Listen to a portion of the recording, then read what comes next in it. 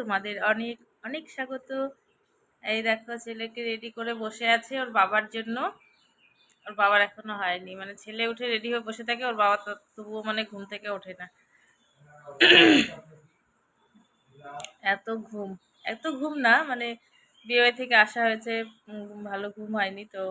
আমারও ঘুম ভাঙছিল না, আর কারেন্ট চলে গেছে, এর জন্য মানে উঠে পড়েছি, হাওয়া করছিলাম এতক্ষণ।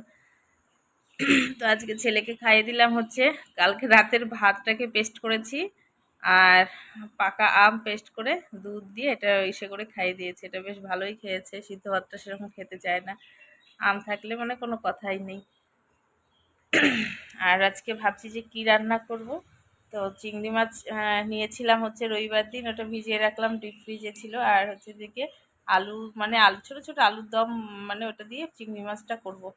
আর নিরামিষ এখন সবজি আনবে, রবিবারে সবজি বাজার করে নিজের জন্য। এখন কি রান্না করব মানে ভাবছি আর কি।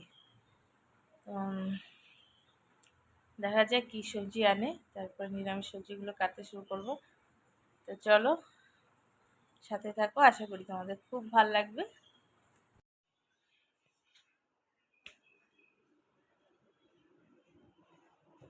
ঘুম আর মানে কি বলবো, এত ঘুম পাচ্ছে তোমার।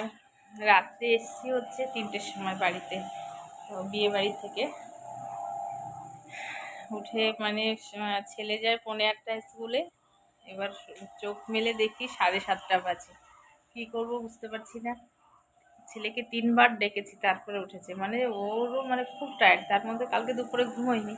ছেলেকে তারপরে স্কুল পাঠিয়ে দিয়ে এই যে আমি রান্না বসিয়েছি। আর কালকে রবিবার গেছে আমাদের এখানে হাটবার, মানে এই বিয়ে বাড়ির চক্করে কোনো বাজার ঘাট কিছু করা হয়নি। গেল সপ্তাহ যা বাজার আছে সেটাই। আর আমি ভাবছি কি রান্না করব, তো সয়াবিন করছি, আর ভাবছি ডিমের ঝোল করব। ডিমের ঝোল করব, একটা পেঁয়াজও নেই, রসুন আছে, তো কি করব আর বুঝে পাচ্ছি না। তো চলো দেখতে থাকো। আর বিয়ে বাড়িতে খুব মজা হয়েছে, দারুণ মজা হয়েছে সত্যি কথা বলতে। তো চলো দেখতে থাকো। তো বিছানা এখন গুছিয়ে নিলাম, রান্না বাড়ি পুজোটাও দিয়ে দিয়েছি সকালবেলা।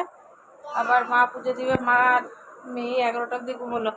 এখন এই যে বিছানা সব তুলে নিয়ে মেয়েকে এখন স্নান করাবো, ওকে খাইয়ে দিলাম। তো চলো বাবা স্নানে চলো।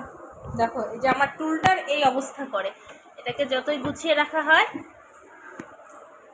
ও এটাকে মানে এটাকে উঠায় একবারে। চলো মা চলো চলো চলো। তো অনেকগুলো জামা কাপড় আছে, ওগুলো সব ভিজিয়ে রেখেছি, আর এগুলো থাক। তো চলো স্নানটা করে নিই, করিয়ে দিই আর কি মেয়েকে।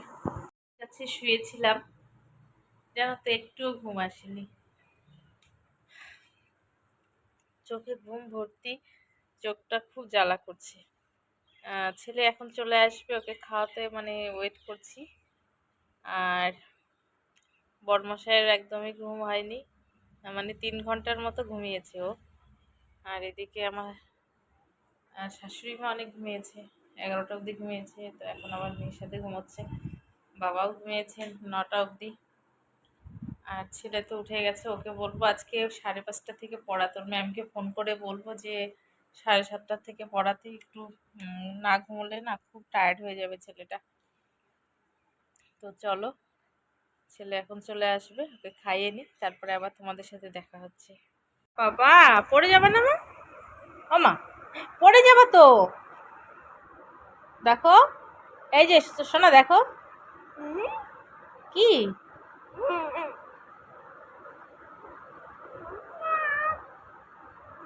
তুমি এটা কি করছো?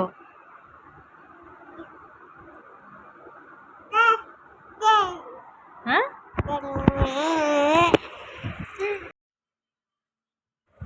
তো দেখো, আমি এটা নিয়ে এসেছিলাম 80 টাকা দিয়ে গাছটা কিনে। এত কালারটা আমার মোবাইলে সেরকম আসছে না, এত সুন্দর ফুল হয়েছে, ছোট্ট গাছ, আর এত বড় বড় কুড়ি হয়েছে, ফুলটা কিন্তু অনেক বড়, সেরকমভাবে বোঝা যাচ্ছে না। আমাদের বাড়িতে মোট 9 রকমের মানে জবা ফুল হলো, সত্যি খুব ভাল লাগে। সব ধরনের ফুল ফোটে যখন, আমি সেরকমভাবে শেয়ার করতে পারি না, কিন্তু ভীষণ ভালো লাগে। এখন বাড়িতে চলে এসেছি, দেখা যাক কি করেছিলাম।